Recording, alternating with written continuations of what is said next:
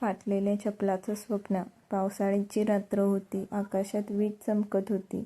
गावच्या शेवटच्या टोकाला एक छोटीशी झोपडी होती. त्या झोपडीत 16 वर्षाचा समीर आणि त्याची आई राहत होते. वडील अनेक वर्षापूर्वी आजारपणामुळे गेले होते. घरात कमावणारा कोणी नव्हता. आई दिवसभर वीटभट्टीवर काम करायची आणि संध्याकाळी थकलेल्या शरीराने घरी यायची. समीर हुशार होता. त्याच्या डोळ्यात मोठी स्वप्ने होती, पण त्याच्या खिशात मात्र 1 रुपयाही नसायचा. त्याच्या पायात एक जुनी फाटलेली चप्पल होती. शाळेत जाताना ती वारंवार तुटायची. मित्र त्याची खिल्ली उडवायचे. "अरे समीर, तुझी चप्पल पुन्हा तुटली का?" सगळे हसायचे. समीरही हसायचा, पण घरी येऊन एकटाच रडायचा. एके दिवशी शाळेत शिक्षकांनी सांगितले, "पुढच्या महिन्यात जिल्हास्तरीय स्पर्धा परीक्षा आहे. जो जिंकेल त्याला शिष्यवृत्ती मिळेल."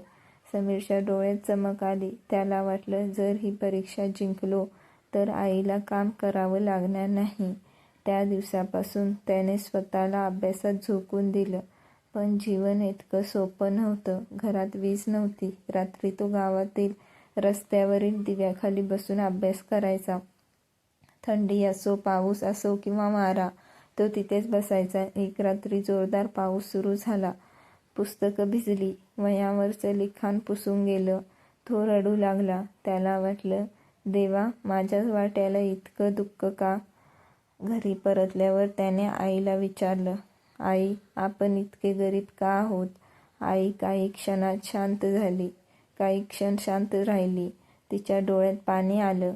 ती म्हणाली, "बाळा, गरीब असणे ही चूक नाही, पण स्वप्न पाहणं सोडून देणं ही मोठी चूक आहे." समीर शांत झाला. त्या रात्री त्याने आईच्या हाताकडे पाहिलं. कामामुळे ते हात फाटले होते. बोटावर जखमा होत्या. त्याला जाणवलं, आई रोज स्वतःचं दुःख लपवते, फक्त माझ्या भविष्यासाठी. दिवस गेले. परीक्षेची तारीख जवळ आली. पण त्याच आठवड्यात आई आजारी पडली.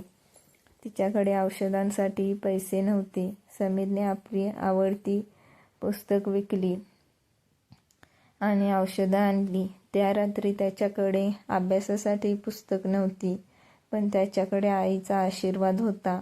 परीक्षेच्या दिवशी तो केंद्रावर पोचला. त्याच्या शर्टाला ठिगळं होती. चप्पल फाटलेली होती. इतर मुलं महागड्या कपड्यात आली होती.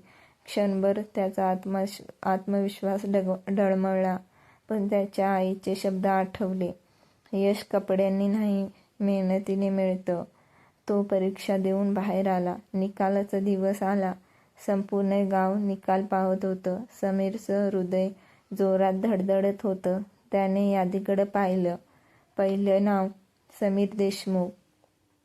तो जिल्ह्यात प्रथम आला होता. क्षणभर त्याला विश्वासच बसला नाही. त्याच्या डोळ्यातून अश्रू वाहू लागले. तो धावत घरी गेला. आई घराबाहेर बसली होती.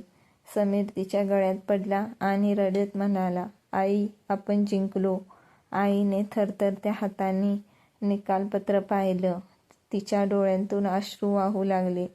ती म्हणाली, "बाळा, आज माझे सर्व कष्ट फेदले गेले."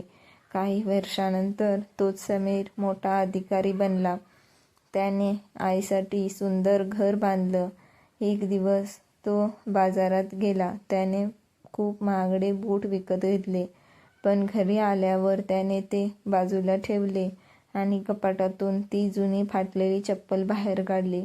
ती चप्पल ज्यामुळे लोक त्याला हसायचे. तो ती चप्पल हातात घेऊन हसला आणि म्हणाला, "लोकांना ही फाटलेली चप्पल दिसत होती, पण मला यात माझं स्वप्न दिसत होतं."